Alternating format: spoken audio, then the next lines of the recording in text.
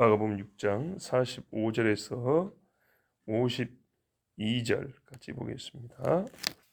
예수께서 즉시 제자들을 재촉하사 자기가 무리를 보내는 동안에 배 타고 앞서 건너편 벳세다로 가게 하시고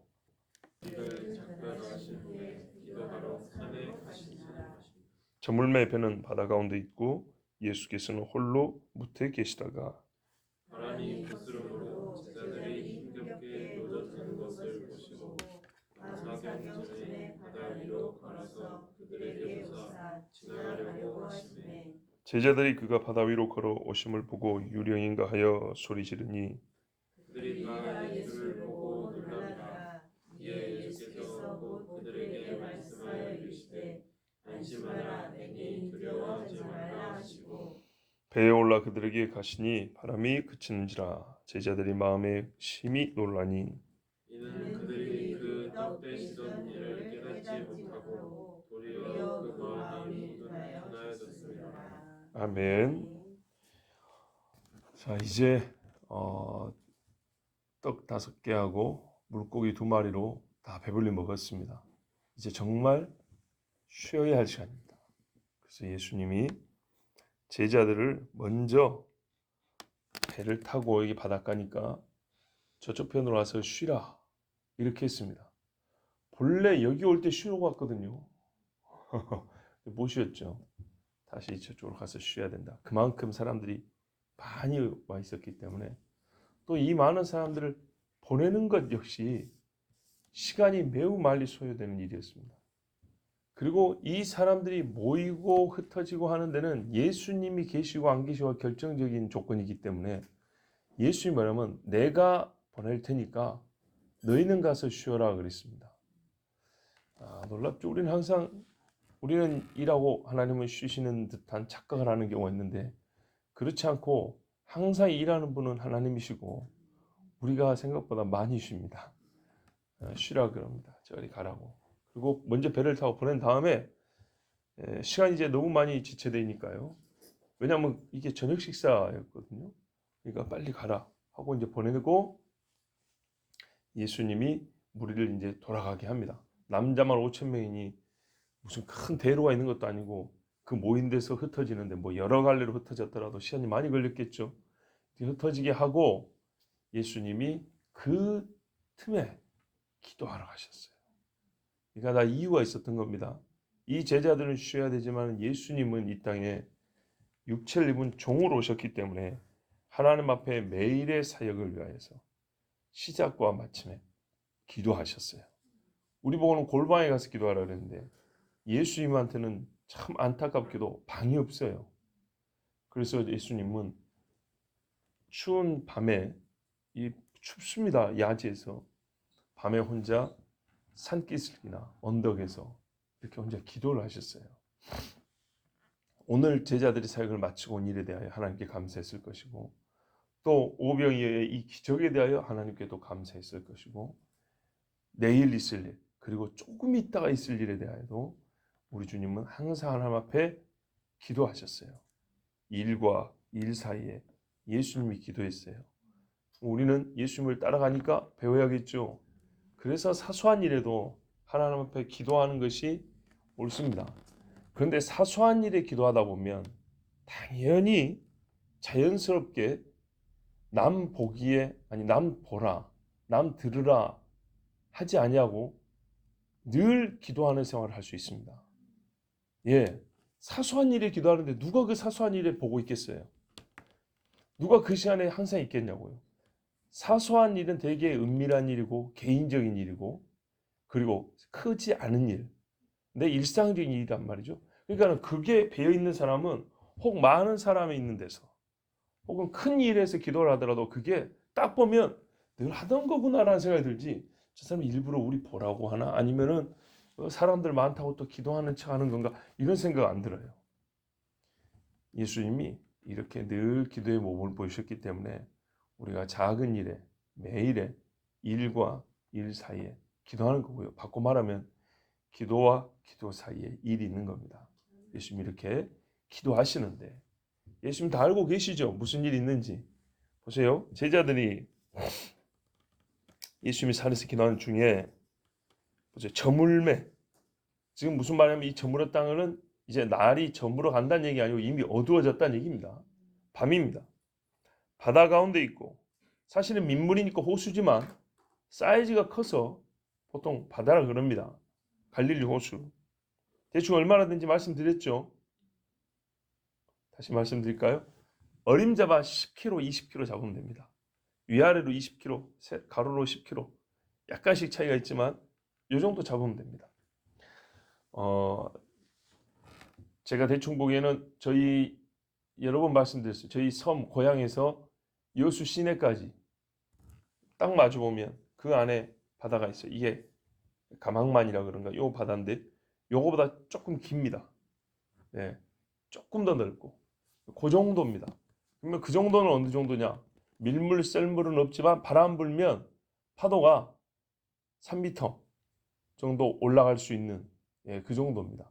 물론 이제 옆에서 물이 들어오니까 더 이렇게 물살이 일어나겠죠. 사방이 막힌 데보다는 바다가 그래서 작아도 물살이 크게 일어날 수 있지만 하여튼 조그만 배를 타고 가기에는 어려울 정도의 파도가 호수지만 일어납니다. 그 정도 사이즈면.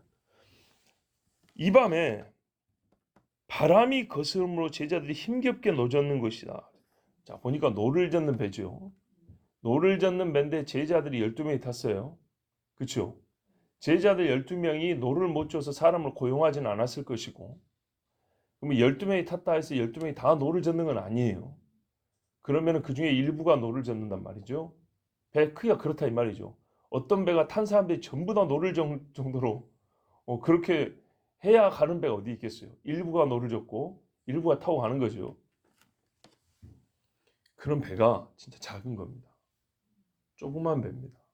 옛날에 저 어릴 때 할아버지가 노를 저으면 거기에 한 5명이 타도 혼자서 노를 젓고 갈 수 있습니다. 그러면 이 배가 노가 많아 봐야 몇 개나 될지 모르지만 거기 탄 사람의 반도 안 될 거란 말이죠. 그러면 그 배는 진짜 크지 않은 배입니다. 이 조그만 배면 파도가 실제 파도가 1m 이상만 돼도 힘듭니다. 힘들어요. 노를 젓기 힘들어요. 뭐 그런데 그 정도 갖고 겁을 내지는 않았겠죠.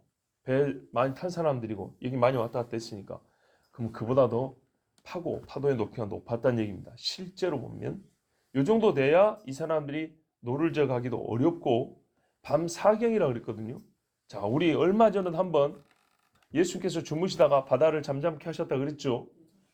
그걸로 우리가 한번 같이 유추해서 보면 이 사람들이 노를 져서 앞으로 가지 못했다. 자, 저물 때쯤에 배를 타고 출발했는데 저녁 먹고 출발했는데 그러면 대충 6시라 하자고요. 출발했는데 사경이면 새벽 3시입니다. 진짜 많이 헤맸죠. 예, 벳세다면 저 아래쪽 제일 먼 데가 아니고 가까운 쪽입니다. 가까운 쪽이면 한 5, 6km 된다 치면 대충 그러면 2시간이면 갑니다. 그런데 쉬러 보내는 사람, 저번에도 그랬어요. 쉬러 보내는 사람을 노를 몇 시간을 적게 멀리 가라 하질 않겠죠. 그러니까 가까운 데란 말이죠. 가까운 데인데 그래야 가서 잘 것이고. 그리고 보세요. 여러분 예수님이 물 건너올 거라고 처음부터 생각했을까요? 아니죠. 밤에 다 자는데 누구 또 배를 타고 올 거라고 생각했을까요? 아니죠. 예수님이 육로로 걸어오실 수 있는 거리란 말이에요. 이렇게. 아시겠죠? 예수님이 직접 노를 젓지는 않아요. 미안하지만 예수님이 신성의 능력을 쓰지 않으시는 한 예수님은 노를 젓는 것을 배우지 못했을 겁니다. 그러면은 쉬러 보내기 때문에 가까운데 저기 저 건너편 저 정도고 아까 무리들도 배보다 먼저 돌아온 사람이 있었죠. 그래서 만난 사람들 아닙니까? 예수님도 먼저 갈 수 있는 겁니다. 돌아서 갈 수 있는 겁니다. 그러니까 가까운 거리입니다. 예수님이 분명히 육로로 오실 거라고 생각하고 제자들은 그럼 먼저 갑니다 이러고 간 겁니다. 자, 그런데 저녁에 출발한 사람이 사경이면 새벽 3시쯤인데 그때까지 쉬지 못하고 노를 젓고 있습니다. 근데 앞으로 못 나가는 거죠. 왜요? 거스름으로. 쉽게 말하면 맞바람이 부는 거죠. 바람이 불어도 맞바람인데 파도가 앞에서 쳐오는 겁니다. 배는 작고 배가 작으니까 어떻게 해요? 추진력이라도 있어야 하는데 사람이 노를 져가지고 그 물살을 이겨내지를 못하는 거죠. 뭐 조류가 있어서 그런 건 아니지만 파도만 하더라도 못 이깁니다. 우리 시골에서 썰물 때 말이죠. 물이 쫙 빠져나오는 경우가 있어요. 그 넓은 바다에서. 그러면 옛날에 경운기 엔진 돌리는 그런 배들이 앞으로 못 나가요. 틱틱틱틱 하고 돌리는데 그 자리에 있어요. 그 자리에. 물살이 세가지고. 그런 바다 같은 데는 아니지만 파도만 쳐도 노를 젓는 힘 갖고는 못 나갑니다. 빙글빙글 돌고. 자, 요래 가지고 제자들이 여기 있습니다. 그러면 제가 항상 묻는 말이 이거예요. 여기가 대양이 아닙니다. 눈 떠서 보면 저기 보이는 마을로 가는 겁니다. 그런데 배로 노져서 가도 얼마 안 되는 거리인데 기상 징후가 나타나지 않을까요? 오늘 지금 아침에 새벽에 별 안 보이죠. 분명히 날이 좀 흐릴 겁니다. 어제에 비해서. 그런데 여기서 출발해서 조금만 가면 도착할 때를 가는데 바람이 이렇게 불면 처음부터 배를 안 탔을 거 아닙니까? 그죠? 그런데 이 사람들이 간다고 갔단 말이죠. 그러면 조금 있으면 도착할 건데 지금 무슨 말이야? 갑자기 돌풍이 분 거란 얘기죠. 갑자기 분 겁니다. 예상하지 못한 바람이. 저번에도 그랬어요. 걸어서 지방 갈 때도 그랬어요. 이때도 이 짧은 거리를 가는데 충분히 예상할 수 있는 시간이란 말이죠. 한두 시간 가면 가는 거리니까. 배가 못 갈 정도의 바람이면 지금부터 조짐이 보여야 되는데 아무렇지도 않다가 배 타고 좀 가니까 이제 바람 불어가지고 거기서 빙글빙글 새벽까지 가는 거예요. 뱃사람이 몇 명인데 아무것도 몰랐다. 나가지는 못한다. 이거는 말 그대로 의도성이 있는 바람입니다. 어떤 의도성이냐? 결론을 말씀드릴까요? 저번에는 예수님이 바람과 바다를 꾸짖었어요. 그렇죠? 귀신을 쫓으러 가는데 어마어마한 귀신들이 예수님과 제자들이 오는 걸 알아요. 그 바다에서 죽이려고. 그래서 예수님이 꾸짖었어요. 마치 물이 무슨 인격체인 것처럼. 이 환경을 움직이는 힘이 있는 영들입니다. 저는 시골에서 보고 들었기 때문에 이건 전혀 여러분 신비적인 이야기가 아니고 실제로 신비한 이야기입니다. 우리가 육의 눈만 가지고 있으니까 모르는 겁니다. 근데 이번에는 그러지 않아요. 이번에는 예수님의 배에 올라오니까 그냥 잠잠해져 버렸어요. 표현하면 이번에는 예수님 작품입니다. 그때는 마귀 새끼가 예수님 죽이려고 예수님 주무시고 계신 그 찰나에 자기들의 세계를 침범하러 오는 예수님과 제자들 죽이려고 했지만 실패한 거라면 이번에는 예수님이 제자들을 일깨워 주시려고 만든 작품입니다. 그래서 거의 같은 현상인데도 결말 부분에 가면 예수님이 똑같이 꾸짖어야 되죠. 사람도 두 번, 세 번 해서 말을 안 들으면 더 꾸짖어야 되죠. 그런데 그런 게 없죠. 딱 올라가자마자 잠잠해져 버립니다. 그래서 결론이 뭐예요? 제자들의 마음이 둔화해졌다. 깨닫지 못하고. 이게 문제인 겁니다. 그러면 예수는 뭐 하셔야 되죠? 깨워야 되죠. 민감하게 만들어야 되죠. 그래서 본 것을 잊지 않도록 해야 되죠. 먹은 것을 토해내지 않게 해야 되겠죠. 예수님께서 이번에는 물론 천국 가서 물어봐야 됩니다. 그러나 우리가 상황과 맥락을 쫙 보면 예수님이 제자들을 위하여 일으킨 작품이다. 그렇게 보입니다. 자, 그래서 이제 얼마나 힘든지 아시겠죠? 제자들이 깜짝 놀란 이야기입니다. 그냥 못 나가고 있는데 바다 위로 걸어서 제가 말입니다. 이 목회사의 초창기에 이게 그때 20대 때 이 본문을 설교하는데 이게 요 사건을 설교하는데 그때는 상당히 물론 지금도 그렇지만 여러분 인지하시려면 지금도 그렇지만 그때도 이 상상을 하고 이 심정적으로 함께 예수님 같이 느껴보려고 나름대로 묵상을 열심히 했습니다.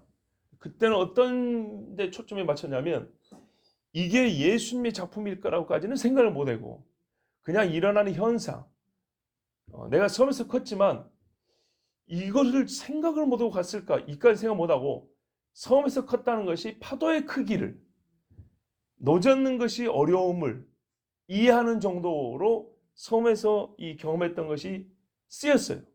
근데 지금은 어디까지 쓰이냐? 제가 섬에서 배를 타고 살았던 것이 어느 정도 쓰냐면 이거 처음부터 조짐이 보였고 출발을 안 했어야 되는 건데 이 짧은 거리면 여기까지 가는 거죠. 그때는 파도가 커서 얼마나 이게 밤중에 힘들었겠냐. 저도 밤에 남의 배 운전하다가 이 바위에 부딪힐 뻔한 적이 있었거든요. 그런 것처럼 얼마나 힘들었겠냐를 이해하는데 섬생활이 쓰였는데 지금은 조금 더 한 걸음 나가서 아니 두 걸음 나가서 이 정도 거리면 처음부터 이 성인들의 이 바다 생활, 물에서 산 사람들은 처음부터 가지 않아야 되는 거다.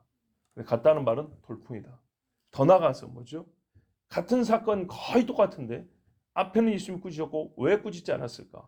이거는 목적과 의도 또는 일을 일으킨 주체가 다르기 때문이다. 여기까지 하나님이 나가게 해주신단 말이죠.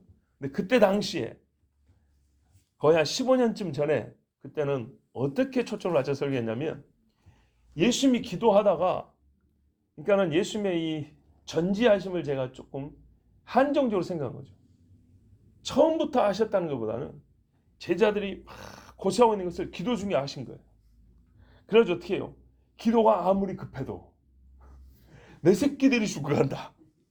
예수님께서 제자들을 얼마나 사랑하고 그런지 예수님이 그 바다로 가신다. 뭐 누구 배를 빌려 이런 게 아니고 직접 이런 경우는 본 적이 없는데 예수님이 뛰어가신다. 그때 이제 20대의 상상력으로 말이죠. 지금도 마찬가지 이거는. 파도가 치면 이렇게 치잖아요. 예수님이 어떻게 걸어가셨을까요? 파도 물결 따라 걸어가서 이렇게 갔다가 이렇게 갔을까요? 그럴 거는 못 걸어가겠죠. 생각을 어떻게 걸어가요? 파도가 여러분 가만히 있어요. 멈춰있는 상태에서 이렇게 됐으면 사람이 올라갔다 내려갔다 올라갔다 내려갔는데 이 파동이라는 건 움직이거든요.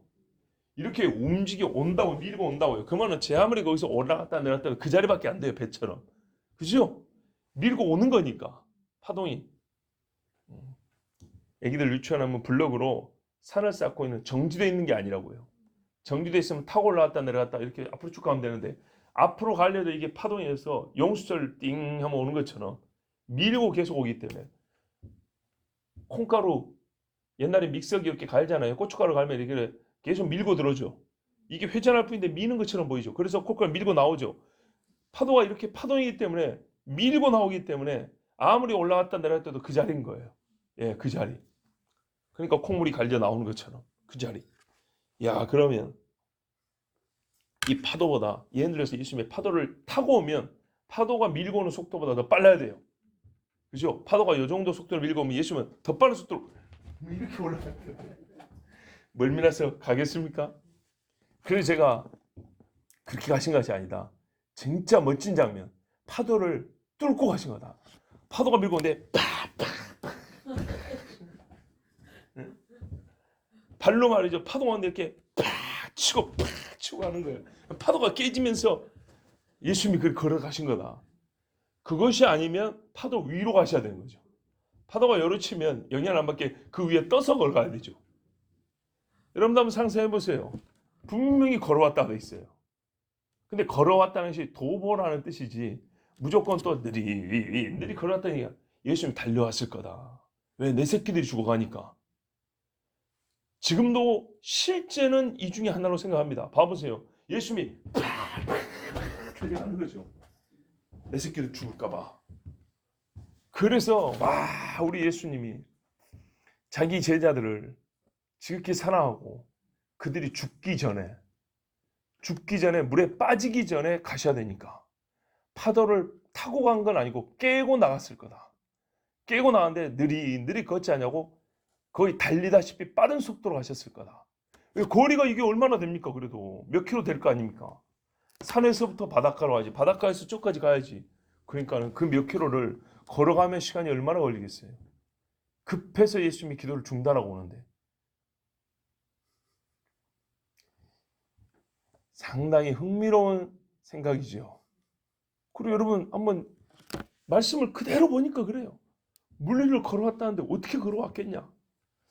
야, 뒤로 갈수록 상당히 예수님의 멋진 모습을 볼 수가 있어요. 파도를 깨고 달려오는 모습. 또 옛날에 긴 옷이잖아요. 바람도 불죠. 팍팍 오네. 그러니까 이 제자들이 얼마나 놀랬겠어요. 밤에 뭐라 그래요? 귀신이다. 귀신이다 이런 거예요. 안 그래도 깜깜하고 파도가 쳐서 죽겠는데 거의 이제 죽을 때가 되니까 귀신이 보이는가 보다 하고 제자들이 소리를 질렀대요. 남자 성인들이 거의 30줄 되는 사람들이, 예? 나이 많은 사람은 30이 넘었고 적은 사람도 20대인 성인 남자들이 무서워가지고 소리 지른다. 소리 지를 정도로 무서웠으면 얼마나 무서운지 아시겠죠? 예, 무슨 10대 소녀들이 아닙니다. 성인 남자 12명이 소리를 질렀대요. 그 중에 입을 다물고 있는 사람도 있었겠지만 대부분이 소리를 질렀다는 얘기입니다. 죽었다고 생각한 거죠. 완전히 이 파도에 이제 귀신까지 완전히 우리는 끝이라고 생각한 겁니다. 끝이라고. 아무런 현실적 가망이 없다고. 어제 그랬죠. 5천 명을 제자들이 그랬어요. 현실적으로 먹이기 어렵습니다. 그래서 예수님은 현실적으로 해결하지 않기로 하셨다고. 예. 현실적으로 200데나리 필요합니다. 그래서 나는 그 현실적인 방법 안 쓰기로 했어. 그냥 안 쳐 그랬다고요. 이 제자들을 깨우는데 만약에 예수님이 이렇게 할 수 있어요. 너희들 속을 보니까 야, 그 수많은 기적을 해하고 왔는데 벌써 마음이 좀 다치고 무뎌지는 것 같다. 오늘 지금 떡광주로 내가 하나씩 더 줬는데 너희에게 내가 기대하는 그 뭐 좀 안 되는 것 같다 하면서 예수님이 말씀할 수도 있잖아요. 근데 예수님은 말씀으로도 하시지만은 행함으로도 제자들을 깨워주신단 말이죠. 그래서 이 제자들을 그 밤에 이 깨우침을 얼마나 필요했냐면요. 봐보세요. 기적이 센 만큼 그 무뎌짐은 강력한 방법으로 깨워줘야 되는 거예요. 이 제자들이 겪어온 일이 뭡니까? 우리가 갔더니 회개하러 천국이 가까웠다 했더니 회개한 사람이 있고 예수님을 귀신 쫓아내고 병자를 일으켰습니다. 이러고 왔어요. 거기다가 이 앞에서 남자만 5천 명을 먹이고 12광주로 남았어요. 이런데도 불구하고 마음이 이 제자들이 뒤에 보는 거 둔하여졌다 해서 벌써 둔하여지는 속도가 엄청나게 빠릅니다. 정말입니다. 그래서 여러분 기적 갖고 사람이 예수를 믿게 되는 경우는 별로 없다는 겁니다. 정말로 빨리 둔해집니다. 말씀만 가지고 하는 우리가 좀 뭐가 부자일 것 같지만 실제로 보면요. 기적을 행할 경우 기적 중심으로 신앙생활을 하면 신앙이 깊어지지도 않고 사람은 시각적인 게 약하기 때문에 그 기적을 행하는 사람 중심으로 신앙생활을 하게 됩니다. 아주 약해져 버립니다. 이상에 돌아가는 가능성이 큽니다. 제자들에게 예수님이 그래서 이 마음들이 벌써 우리가 본인이 직접 기적을 행했다든지 또는 기적을 한 걸 봤다든지 그것이 하나님의 말씀을 통해서 또는 이 깨어있는 심령으로까지 연결되지 않으면 이 유효기간은 엄청나게 짧다는 거. 정말입니다. 우리가 죽을 고비를 넘겨도 그때뿐입니다. 며칠 안 갑니다. 정말입니다. 그거를 떠올리면 섬찟할 뿐이지 그것 때문에 내 인생이 바뀌었다는 사람은 거의 없습니다. 왜냐?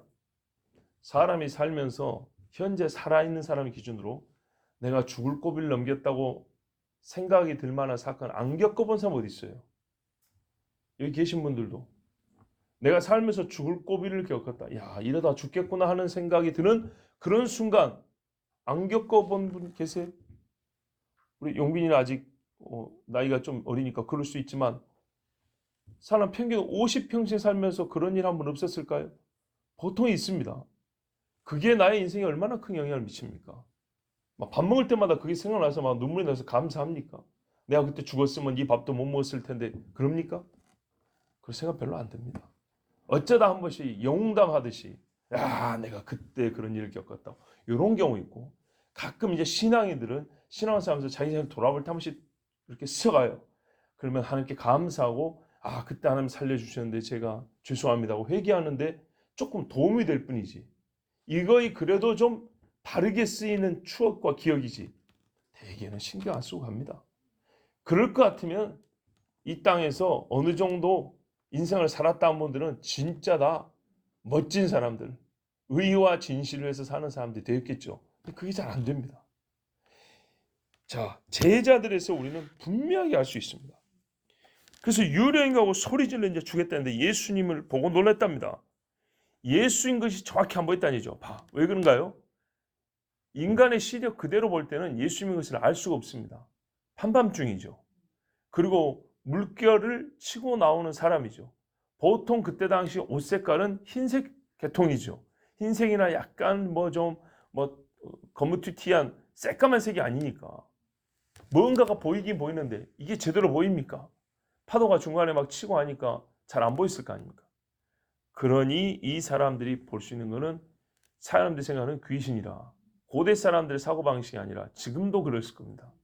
지금도 누가 이게 로봇이라, 새라, 큰 물고기라 누가 그러겠습니까? 생 사람이 누가 그런다 하겠습니까? 귀신이라 그러지.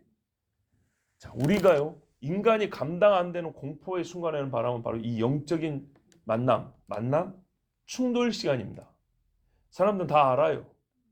예, 이 신비한 일이라는 것은 다 영적 세계가 존재한다는 것이고 그 영적 세계는 영적인 존재들이 있는 것이고 그들과의 조우, 만남이라는 것은 우리가 분명히 알면서도 육을 가진 인간으로서는 감당하기 어렵다는 걸 알아요. 근데 어떻게 하나님 볼까요? 어떻게 하나님 직접 보겠습니까?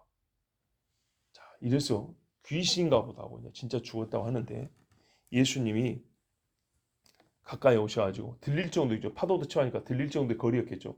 가까이 와서 내니 두려워하지 말라 그럽니다. 자, 우리가 이제 잘 알다시피 이때 있었던 것이 베드로가 선생님입니까? 멀리서 보면 귀신인 줄 알았다가 좀 가까이 와서 예수님이 뭐라고 말씀하시니까 선생님이십니까? 그러면 나보고 좀 오라 하십시오. 그랬어요. 그래도 베드로는 베드로죠. 귀신인지 예수님인지 확인도 해볼 겸 물어보면 대답이 나올 거 아닙니까? 그럼 압니다. 저 옛날에 귀신이 나를 부른 소리 들었는데 중학교 2학년 때입니다. 테스트를 해봤죠. 농담이 아니에요. 이거는 헛소리 들은 게 아니에요. 바로 옆에서 들었어요. 새벽에 제가 한두 번 얘기해서 예전에 새벽 예배 때 들은 기억이 있을 거예요. 귀신 든 여자 동창이 있었어요. 걔네 집이 우리 동네 저 위쪽에 있는데 거기서 기도하고 며칠서 기도하고 내가 잠깐 집에 갔다 온다고 우리 집은 아래쪽에 있단 말이죠. 그 윗몰이라 그래, 운몰이라 그래 그 동네를. 그래서 상촌, 우리는 아랫몰에서 하촌 내려오는데 옛날엔 다 골목길이죠. 그리고 이제 가로등이 몇 개 있고 우리 집 앞에 보면 동사무소 같은 거 하나 있죠. 가보셔서 알죠? 거기 상점이 하나 있어요. 그 상점 맞은편에 그 집 건데 옛날에 철물점이에요. 그리고 2층에는 그 이제 공사하는 사람들이 와서 밥 먹고 거기서 자고 하는 뭐 그렇게 쓰이는 데예요. 2층 건물인데 거기를 지나는데요. 거기가 음산한 데거든요. 철물점에 유리 이제 옛날식 유리창으로 돼 있는데 아무도 없죠. 당연히 깜깜한데 분명하고 또렷한 소리 이런 게 아니에요. 그런 게 아니에요. 인관 이렇게 불렀어요. 이런 목소리예요. 인관 한밤중에 등골이 오싹합니까 안 합니까? 근데 그 짧은 찰나 이 찰나가 중요하대요. 당황하면 안 돼요. 당황하면 안 돼. 네가 사람이면 또 부를 거다. 내가 무시해버리면 내가 겁을 먹으면 나를 어떻게 하려고 했는데 내가 겁을 먹지 않고 무시해버리면 네가 나를 더 이상 못할 거다. 그래서 대답도 안 하고 그냥 그대로 걸어갔어요. 그리고 나는 집에 갔다 다시 그 길을 그대로 올라가야 됩니다. 근데 안 불렀어요. 거기 사람 있을 일도 없고 거기서 누가 나를 그렇게 또렷한 소리로 부르겠습니까? 아까 말씀드렸지만 뭐 다른 뭐 부시럭거리는 소리 고양이가 야옹거리는 소리 그거 아니에요. 정확하게 이렇게 불렀어요. 지금 제가 들려드리는 요런 톤 이런 음색으로 딱 또박또박 인관 모이고 왔다고요? 귀신 든 여자 동창 기도하고 내려온 중이라고요. 그리고 다시 그 길로 올라갔어요. 야, 두려워할 만하죠. 근데 그날 하나님이 담대함을 줬어요. 안심하니 내니 두려워 말라. 내가 지금 그때 당시에는 우리 여자 친구뿐만 아니라 우리 동생도 그렇고 상당히 이 영적으로 좀 혼란한 시기였어요. 10월 28일 날 예수 모신다 소리도 막 있고, 제가 또 그때 막 제가 부셔 다닌다고 그때 한참 그거 막 이제 준비할 땐가 막 할 땐가 그렇고, 또 이제 막 애들도 우리 같이 막 기도도 하고 전도도 하러 다니고, 상당히 이 조그만 애들한테 영적인 어떤 운동이 활발할 때였어요. 그러다 보니까 그때 당시에 목사님 딸, 제 동생, 막 얘들이 중간중간에 가다가 대문 위에나 나무 위에나 귀신 뭐 까무러치고, 여중생들이니까 뭐 초등학교 고학년 때니까 막 그런 일들이 많을 때였어요. 촌이라서 귀신 많이 보인 게 아니라 그 해 유독 그랬어요. 이 영적인 뭔가가, 이 영적 세계가 막 이렇게 막 혼란스러울 때였어요. 뜨거우면서도 혼란할 때였어요. 자, 이렇게 사람은 이 더러운 귀신들을 보면 두려워하기 마련이고, 제자들은 분명히 귀신이라고 생각했어요. 그런데 우리 주님이 안심하라. 내니 두려워 말라. 나 예수다 이렇게 안 했어요. 나다 그랬어요. 그러니까 문제는 뭐냐면, 그래서 확인하는 거야. 나가 누군데 도대체 그 밤중에 보이지도 않는데. 그래서 이 베드로가 딱 들으니까 말투하고 음색하고 이렇게 말씀을 하실 수 있는 분은 예수님인 거예요. 일반 사람들은 이렇게 말 못해요. 말투가 예수님이면 예수 믿는 티가 나죠. 그런 것처럼 예수 티가 나는 말투예요. 그래 베드로가 저기 계시지만 선생님입니까? 내가 누구예요? 내가 도대체. 그래서 선생님이시면 나를 여기로 오라 하십시오. 야, 그래서 베드로가 상당히 영적으로 탁월한 사람입니다. 오라. 그러니까는 베드로가 그 파도가 치고 배가 막 추월쳐 내릴 때 어떻게 했어요? 잔잔한 호숫가에서 그 오리발 좀 타려고 해도 무서워가지고, 예? 조심하는데 배가 이렇게 꿀렁꿀렁한데 어떻게 내려가겠습니까? 조심하게 내려갈 수 있겠습니까? 아니요. 조심히 한다고 될 게 아니에요. 배가 올라갔다 내려갔다 하니까. 뛰어내려야 됩니다. 그 순간 배가 약간 그래도 좀 이렇게, 아니 내려가려도 배가 이렇게 치켜 오르면 어떻게 내려가요? 푹 꺼지면 균형을 맞춰 어떻게 내려가요? 그죠? 자빠지지 않겠어요? 여러분 생각을 해보세요. 호숫가에 가서 노젓는 배 탈 때 한번 생각을 해보세요. 큰 여객선을 타도 불안해하는데, 그러면은 배가 약간 꿀렁꿀렁하고 이렇게 출렁일 때 베드로가 젊은 나이니까 뛰었다고 봐야 됩니다. 처음에는 믿음이 있었어요. 믿음이 있으면 뛰어내리나 걸어서 내리나 기어가나 물에 안 빠질 거 아닙니까? 그래서 뛰어가지고 예수님처럼 파도가 이렇게 막 확 몸을 막 지나가는데도 불구하고 걸어갔어요. 예수님하고 똑같이 걸어갔어요. 멋지죠? 어떤 사람들은 또 이갖고 여러분의 삶의 환경이 어려울 때도 거기 계시고 나오십시오 하는데, 너무 또 막 우리 감수성 자극한다고 또 그렇게 말씀을 전하는 분들도 있어요.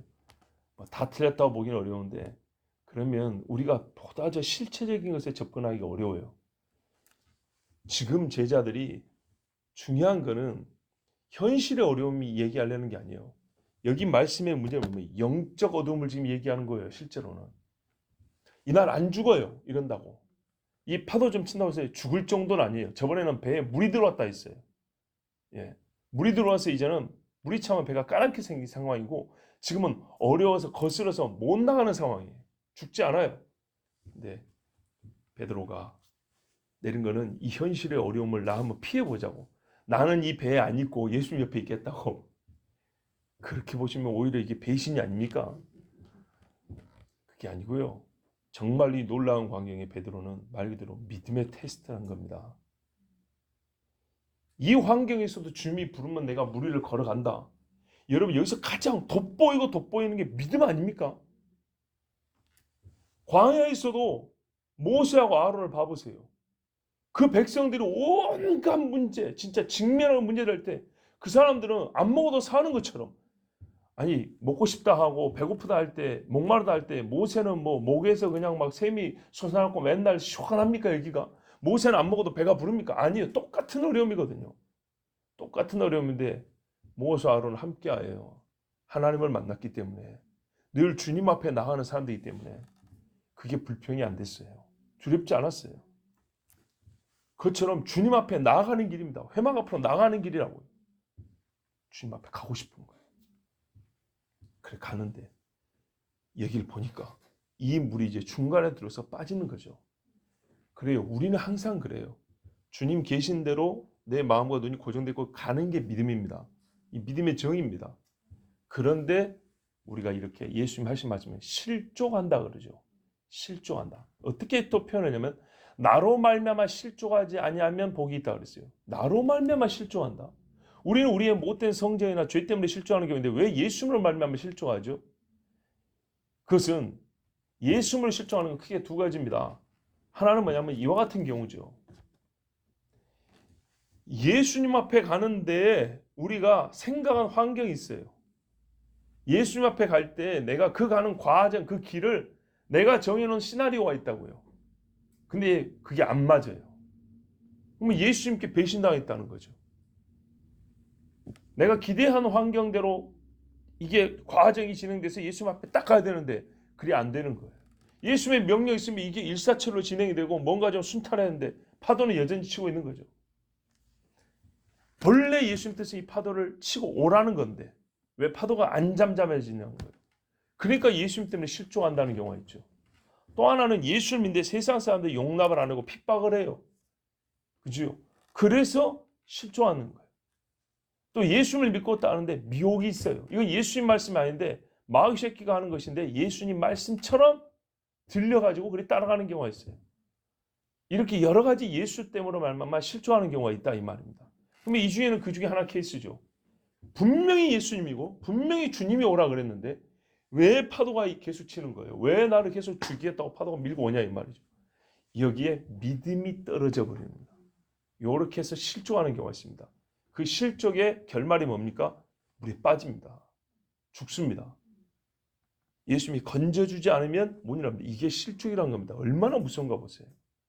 근데 감사하게도 이 경우에는 그래도 다른 실족과 달리 예수님을 보고 가겠다고 위험에 자기가 뛰어든 거 아닙니까? 이런 경우에는 우리 주님이 네가 왜 믿음이 없냐 하면서도 책망하면서도 살려주는 경우가 많습니다. 우리 경험을 해봐도 그래요. 내가 비록 죄를 지을 때도 주님이 살려주는 경우가 있는데 주님 앞에 가겠다고 애를 쓰는데 내가 어떤 신앙과 약간 삐뚤어졌어요. 내가 조금 가다가 내가 좀 뭐가 안 맞았고 좀 마음이 좀 상했어요. 그럼 우리 주님이 어떻게 해요? 건져주죠. 뭘요? 내 육체만 마음까지 건져줍니다. 우리의 신앙을 똑바로 딱 잡아줍니다. 그 예수님이 베드로를 데리고 배에 올라오십니다. 배에 올라오시니까 어떻게 해요? 바람이 그치는지라. 제자들이 이 모습을 보고 두려움이 없어졌겠지요. 베드로를 데리고 오는 모습 보고 이미 그 사람들은 물에 안 뛰어들었지만 아 살았다 했을 겁니다. 예수님인 줄 알고 올라오자마자 바람이 그치는지라. 근데 제자들이 살았긴 했는데 심히 놀랐다. 여기서 놀랐다는 것은 정말 죽을 뻔했는데 살았기 때문에 우리가 놀란 가슴이라고 하잖아요. 그게 아니고 예수님에 대하여 놀랐다는 겁니다. 저번에는 그랬죠. 저가 뒤에 바람과 바다가 순종하는 거 그랬단 말이죠. 아니 그 일을 경험했으면 오늘은 이 일은 당연하게 여겨야 되죠. 근데 또 놀랬답니다. 처음 겪는 일처럼. 바로 기적이란 게 그래요. 그리고 이 정도로 무뎌질 수 있는 게 인간의 마음이에요. 이 바다 일 겪은 지 사실 얼마 안 돼요. 그리고 아까 떡 떼던 일, 그거는 방금 전에 있었던 일이죠. 그런데 이게 무엇을 의미하는지, 즉 내 앞에 계신 분이 누군지에 대하여 아직까지도 깨끗하게 맑은 눈으로 주님을 바라볼 수 있게 그렇게 하지 못했다는 겁니다. 이는 그들이 그 떡 떼시던 일을 깨닫지 못하고, 떼시던 누가 했다는 겁니까? 예수님이 했다는 얘기죠. 이게 무슨 말입니까? 예수님을 아직 모른다는 얘기입니다. 예수님을. 떡을 떼어주는 이가 누군지를 알았어야 됐다는 겁니다. 떡을 떼어주는 이가 누군지 알았으면 바람과 바다를 잠잠케 하시는 이, 물 위를 걸을 수 있는 분이 누구지? 여기서는요. 저번 사건은 바람과 바다를 잠잠케 하는 핵심이라면 여기서는 물 위를 걸어오시는 분이 좀 더 비중이 있습니다. 그때는 같이 있다가 바람과 바다를 잠잠케 하셨죠. 이번에는 그 바람과 바다가 해치지 못하는 그것을 뚫고 오시는 예수님이란 말이에요. 그분이 여기 올라오시자 잠잠케 됐어요. 결말은 같은데 그 과정이 달라요. 그래서 제자들이 이제 하나를 더 배우게 된 거예요. 저분은 배 위에 있으면서 말해갖고 잠잠케 하는 게 아니라 사실은 바람이 불든 파도가 치든 상관이 없는 분이구나. 그것을 완전히 지배하시는 시편 93편 3절 4절에 주께서는 높이 계시는데 뭐냐면 많은 물과 큰 파도 위에 계시나이다. 그 말씀 그대로예요. 시편 93편의 말은 하나님은 높은 곳에 좌정하신 분으로 바람과 파도 위에 계시나이다. 바로 그분이 우리와 함께 하시는구나. 이거를 알아야 되는 겁니다. 광야에서 만나를 주신 그 위에 계신 분, 이 땅 위에 계신 분이, 우리 인간이 먹는 건 다 땅에서 나는데 땅 위에 계신 분이 우리와 함께 하시는구나. 이걸 깨달았어야 되는데 40년 내내 못 깨달은 사람들이 있었죠. 마찬가지입니다. 제자들이 많은 물 위에 계신 분, 파도 위에 계신 분을 이제 만나게 된 겁니다.